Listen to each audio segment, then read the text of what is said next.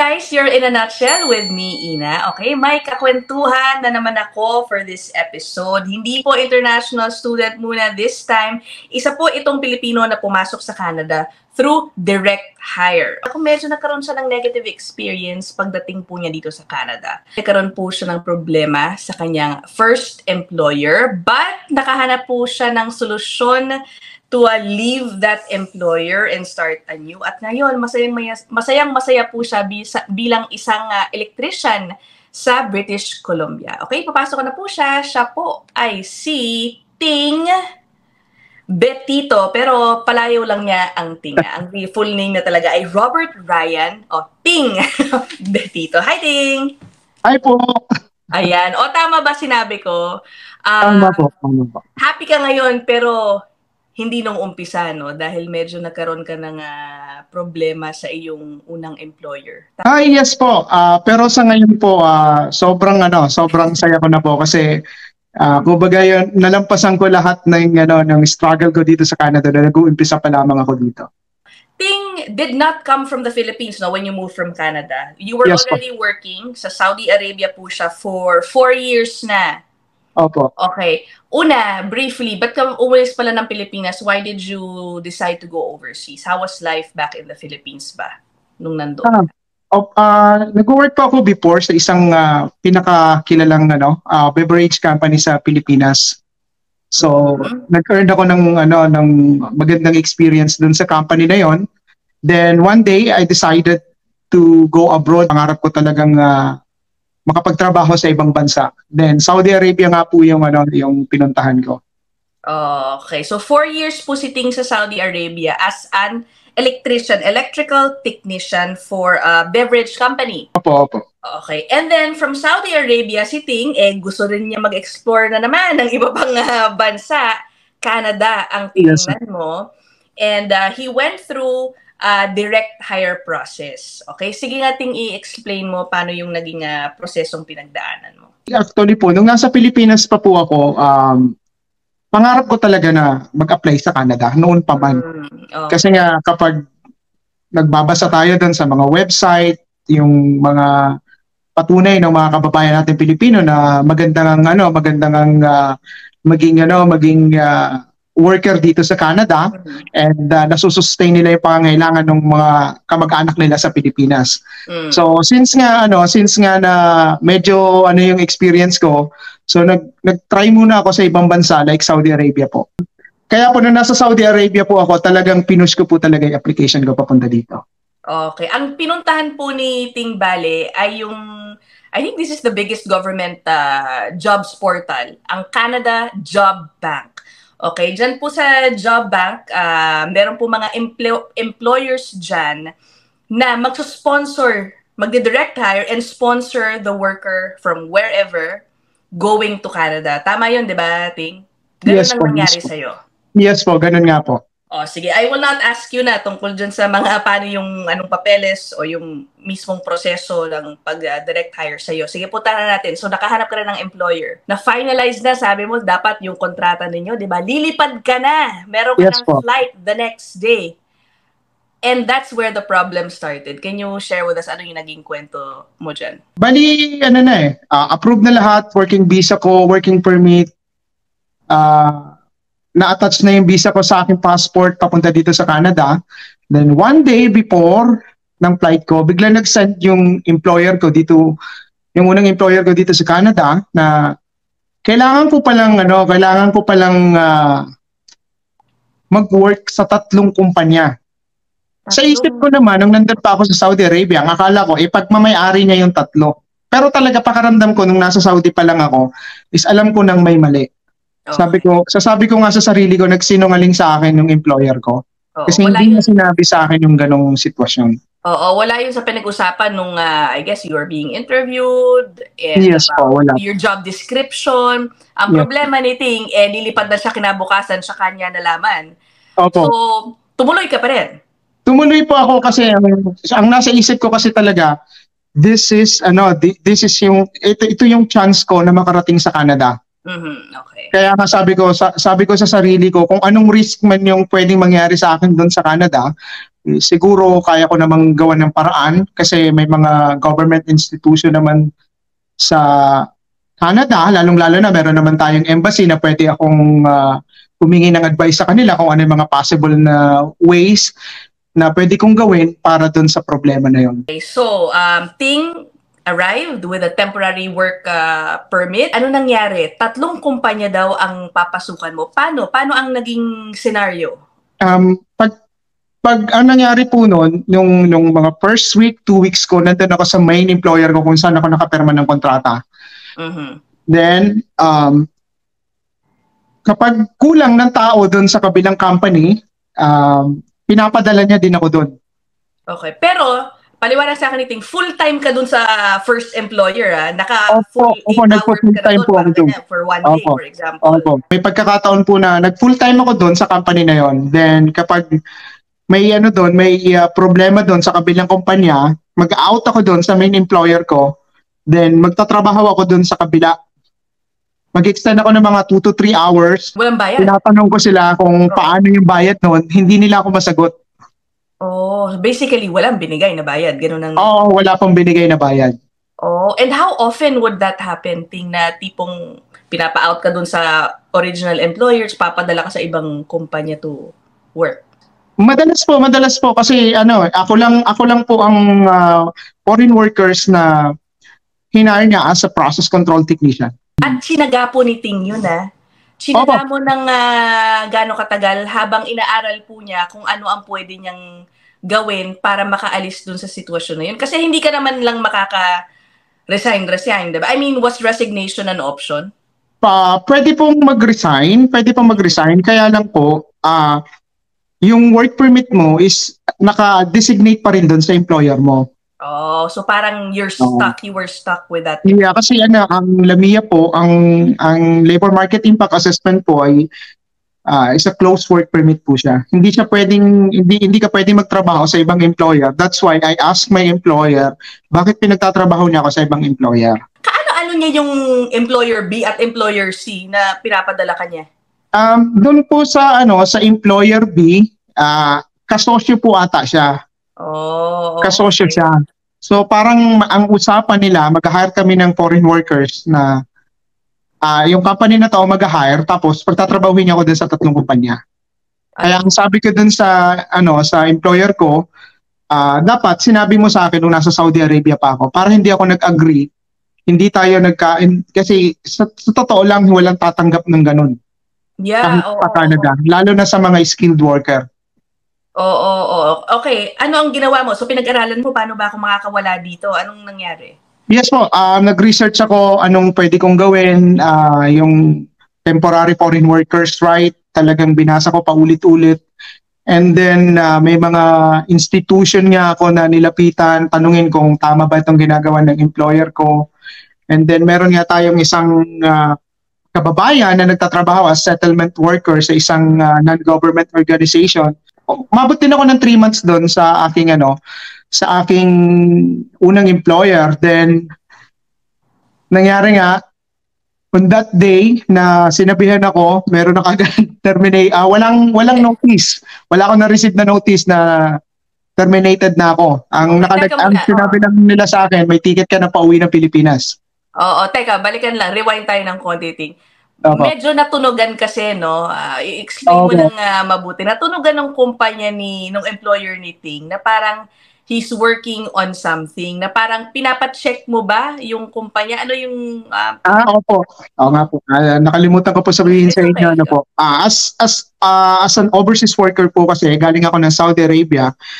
So, nag-change employer na po ako at pumunta ko dito sa Canada, di po ba? And then kailangan ko pong mag-report sa embassy natin sa Polo na kailangan ko i-report yung sarili ko na wala na ako sa Saudi Arabia. Nandito na ako sa Canada as temporary foreign workers and kailangan nilang ma-verify yung kontrata ko kung lihitimo o hindi. Okay. Nalaman nung employer mo sa Canada at parang hindi nila nagustuhan. Yes po. Nalaman po nila. Tapos, yun na, medyo nung nalaman nila, hindi na naging maganda yung environment ko sa kanila. Tapos, ginawa na nila ako nung 2 days eh. Ginawa na nila ako ng general laborer, ganito, trabahuhin mo to. After 3 days ng verification ng kontra ko sa Polo, yun na, nagkaroon na silang decision na terminated na daw po ako. Tapos, binilan siya ng ticket at Yung oras mismo na yun. Nung oras na mismo na yun, may ticket na ako at ang pagitan lang ng oras at saka ng flight, it's 4 hours lang. Oh my gosh. So what did you do? Anong naging reaction mo nung siyempre po, yan eh. Nung nagpa-verify ako, ang thinking ko po talaga mangyayari at mangyayari yun. Okay. So pinagandaan ko po talaga yun na mangyayari itong bagay na to. Hindi po alam ng aking employer no. On that day ay tumawag na kaagad po ako sa embassy. Yun din po inassist din po ako ng ating Polo office. Thank you sa Polo office. Then meron kumbaga hindi ka nila pinayagang sabi nila hindi dito ka lang ganon. Opo, kasi valid po yung work permit na hawak ko eh. Okay. Valid po siya. Ang gusto ko lang i-share dito sa mga kababayan pala natin na mga temporary foreign workers, walang karapatan po si employer na i-deport tayo. Only Canada government lang po has the right to deport all the TFWs here in Canada. Okay. That's a good advice ha. Baka kasi ma-intimidate no yung mga kababayan natin. Sabihin ako po, meron na akong ticket, kailangan kong sundin itong pagpapalaya sa akin. Si Tina po ang nagsabi, based on his experience, he sought help before from the labor office. Ang Polo po ay labor office natin dito sa Canada at sinabi sa kanya na walang karapatan ang sinong employer na magpalaya sa'yo o magpa-deport sa'yo sa Canada, only the Canadian government. Okay, and then, paano yun? Kasi yung work permit mo sabi is exclusive dapat doon sa employer mo na yun. How did you work around that? Nung time po na yun, hinatid po nila ako sa airport, Then, kinuha ko talaga, ma'am, yung simpatya ng crowd doon. Oh? Opo. Kinuha ko yung simpatya ng crowd doon. What do you mean? Anong ginawa mo? Kumbaga parang talagang nakikipagsigawan ako doon sa employer ko. Sabi ko, hindi mo pwedeng gawin sa akin to na basta mo lang ako i-deport. May mga lumapit na sa akin na mga ibang lahi. Tapos umatras na employer ko kasi marami nag-advise sa akin, punta ka sa Canada, sa Canada Service, i-report mo yan, hindi pa pwede yung ginawa sa'yo. Oo, hindi naman sila government officials para i-escort ka sa airport, di ba? Yes po. Tapos parang hindi ka man lang, binigyan ka ba nila ng oras para mag-empake, mga ganun talaga. Wala na po, 4 hours nga po yung pagitan eh. Grabe, 4 hours no. Pero sa totoo lang po, talagang pinagandaan ko yon. Then, nung nandun ako sa airport, nakahanda na rin naman si Polo. Tinawagan na po nila yung isang NGO na kukuha sa akin doon sa airport. Aba, good for you, Ting. Naisip mo in advance yung mga kailangan mong gawin. Opo, kasi alam ko pang mangyayari. Dumating doon yung tutulong sa'yo na NGO. Anong naging reaksyon ng employer mo na gusto kong paalisin doon? Wala naman po silang magagawa. Kasi po, valid po yung work permit na dala ko at pwede ako mag-stay sa Canada. Okay. And then, how did you end up? Okay na, umuwi ka na. Siyempre, now, wala kang employer. What did you do? Kasi, paano mo inayos yung work permit mo? Yun nga po, through the help of settlement worker, which is Mosaic. Babanggitin ko po yung para aware din po yung mga kababayan natin. Ito po yung Mosaic, non-government organization po. Tumutulong po sila sa mga TFW na inaabuso ng kanilang mga employer. And then, sa mga newcomers din po, tumutulong din po sila sa mga student, ganyan. Pwede po silang pumunta doon. Nung time po na yon, pumunta na po ako sa Mosaic. Binigyan nila ako ng temporary housing. Yan po. Binigyan nila for 1 month habang pinaprocess yung application ko ng open work permit. Okay. So while you were working for an open work, to have an open work permit, anong nangyari doon sa employer mo? Kinasuha mo ba sila? Meron bang, syempre I'm guessing there's some sort of violation on their part to be hiring people under false pretenses, di ba? Yes po. Before after 1 month, nangyari yung ganong sitwasyon, after 1 month po, nakitaan sila ng violation at nai-award po kagad sa akin yung open work permit. Oh, ano daw yung violation nila? Ano, were they shut down? Anong baling? Ang po kasi, ang base po dun sa Canada Service, hindi po nila sasabihin sa akin kung anong naging desisyon nila.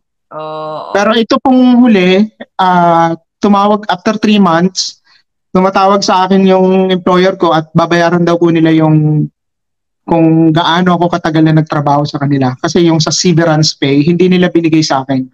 Aba, buti naman. Kahit papano at nag-reach out para ibigay basically utang nila sa iyo yun for your wages, tama ba? Yes po. Was there any compensation thing on your end dahil sa ginawa nila sa iyo? Wala po. Yung sa severance pay na yun, yun lang po yung pwede kong makuha. And then sila ay naban po ata sila na mag-hire ng PFW. Pero hindi ko pa po confirm yun kasi nga ang kalaban na nila is Canada government na. Hindi na po ako. Kumbaga sinecure na po ako ng Canada government para ma-rebuild ko yung status ko dito sa Canada. Thank you, Museka, for helping Ting. Okay, and now, kailan nga ba to, Ting? Ulit, sorry, hindi natin nasabi sa mga tao, kailan itong experience mo na to with that employer? This year, February 2023 po. Kasi pumasok po ako dito last November lang po. Bago lang pala si Ting dito. Okay, November. Tapos sa Feb nangyari yung na-resolve na, yung nakawala ka na dun sa iyong employer. Tama ba? Opo. Okay, and now you're on a work permit. Are you happy with the employer that you are now with? Anong ginagawa mo ngayon? Ngayon po ay isa po akong electrician ng isang malaking beverage company din po dito sa Canada. Puro beverage company si Ting, all the way from Saudi Arabia, no? Okay. Electrician, okay, kamusta ang work conditions dyan? Are you happy so far? For ilang months ka na ba dyan sa work mo?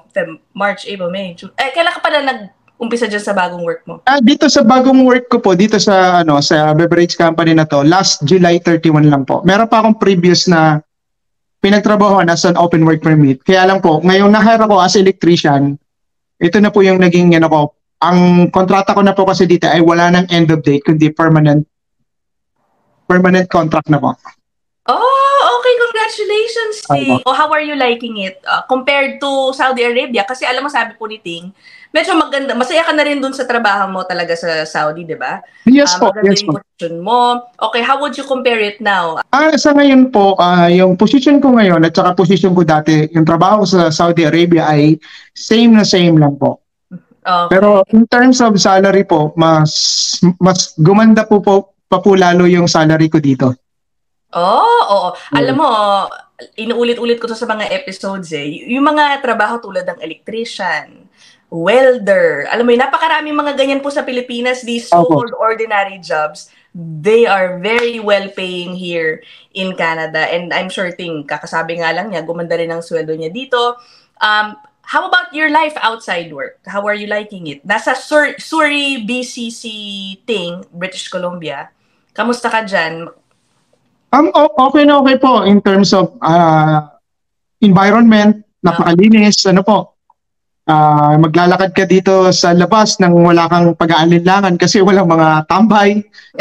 Napakalinis po talaga. Napakaganda ng dito. And then yung work-life balance nga po is talagang nai-implement dito. Okay. Depende na lang sa'yo kung talagang meron kasi tayo dugong yung hardworking talaga, di ba? Kasi nagdo-double job. Ginawa ko din yan nung pagkalabas ng open work permit ko, may double job ako habang inaantay ko nga yung dito sa sa itong permanent na work na in-applyan ko. Okay. So, sinabi mo yung work-life balance. Maraming mga nagko-komento ngayon sa social media, sinasabi, pag sa Canada, puro ka lang work. Ano rin yan, parang Pilipinas, walang katapusan. Kailangan mo magtrabaho dahil ang dami mo kailangan bayaran, ang mamahal ng bayarin dyan sa Canada. Ganun ba ang sitwasyon mo, Ting? Actually po, kahit naman sa Pilipinas, marami din naman tayong binabayaran, di ba? Mm-hmm. Dito po, trabaho ko ng trabaho, nababayaran ko yung bills ko dito sa Canada, nababayaran ko yung bills sa Pilipinas. Oh, Di ba? wow! Saya naman. Bills ng family mo.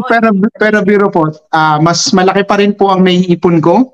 Mas malaki pa rin po yung naipapadala ko sa aking pamilya. Kahit pa paano, nasusuportahan ko pa rin yung mga pangangailangan nila doon. Kahit na may mga bayarin ako dito sa Canada.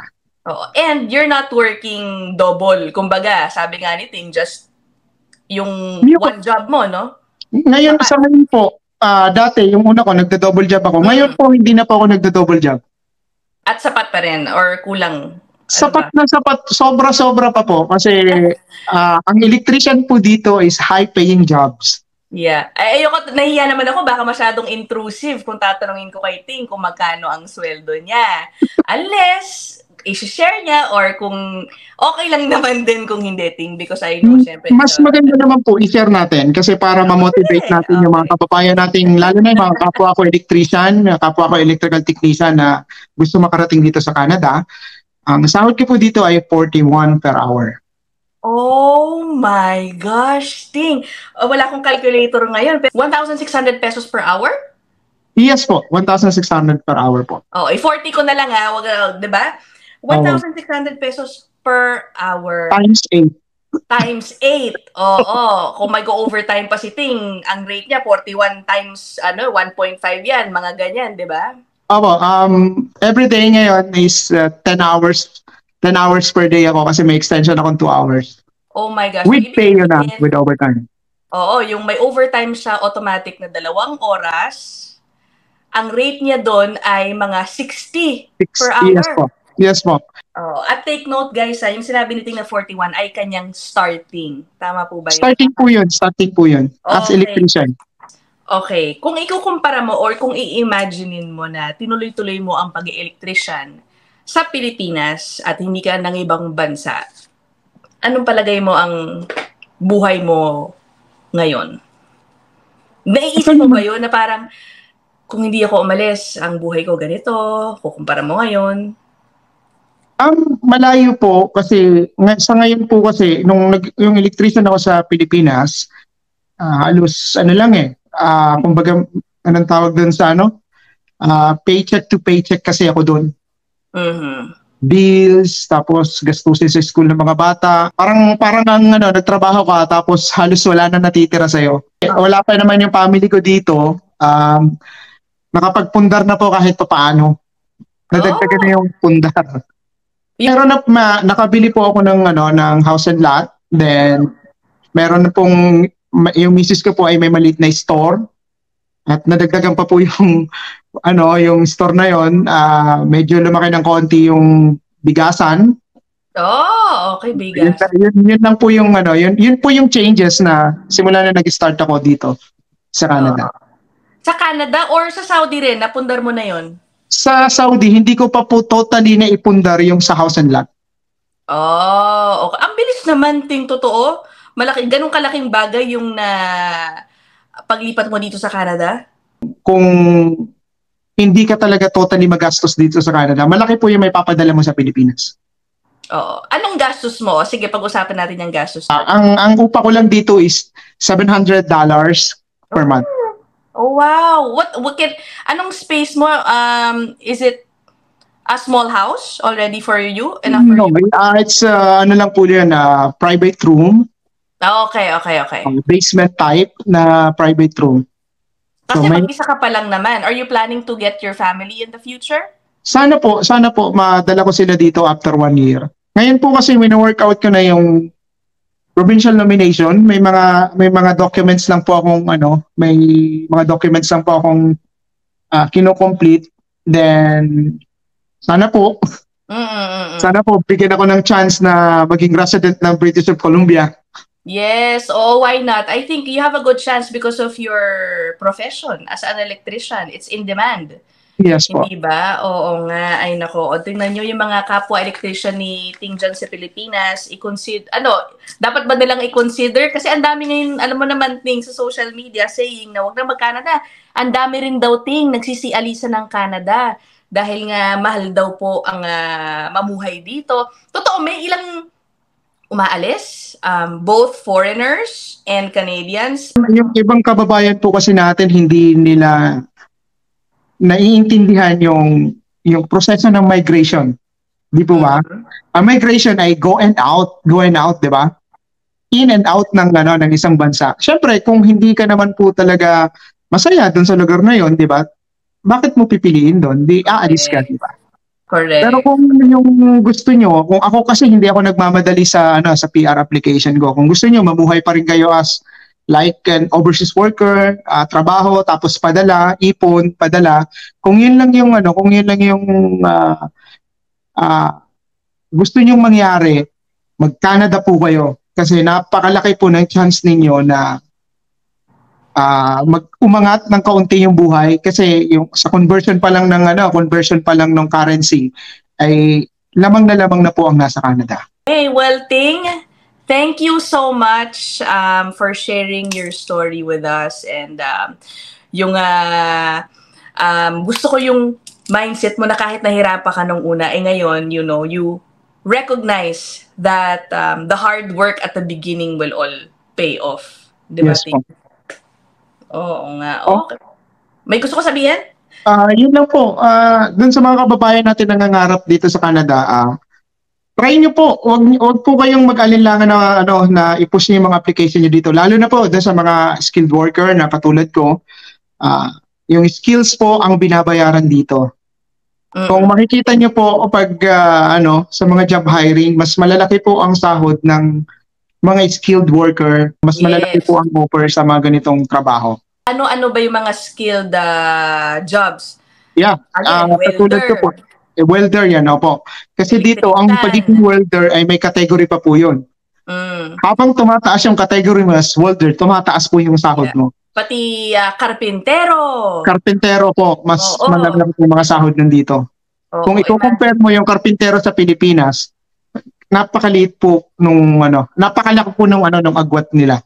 Correct. Ilang kaya kung magkarpintero kayo dyan, karpintero na kayo dito sa Canada. Oo nga. So, okay, last question. I'm sure Ting marami magtatanong, did you have to spend anything doon sa direct hire? Nung nagpunta ka doon sa job bank, kung saan mo nahanap yung una mong employer? Wala po. Ang lang po kasi talaga, ang objective ko noon na nag-apply ako pumunta dito sa Canada, paano ko makakarating dito sa Canada na wala akong gastos? Okay. Ang direct hire po kasi, pag makahanap kayo ng employer na willing kayong i-sponsor dito, ang mga employer po na yan ay merong tinatawag na LMIA, certificate o document, parang ganyan. Yan po ang basically magsasabi na pwede po sila, na pinapayagan sila ng gobyerno ng Canada na mag-hire directly ng mga empleyad and ng mga foreign workers at sagot po nila ang pagpunta mo. Tama ba, Ting? Part po ng ng hiring process. Kaya po kung ako may nagsasabi na meron kasi tayong mga kapwa Pinoy na nagsasabi na utang na loob ng employer ang pagpunta mo dito sa Canada.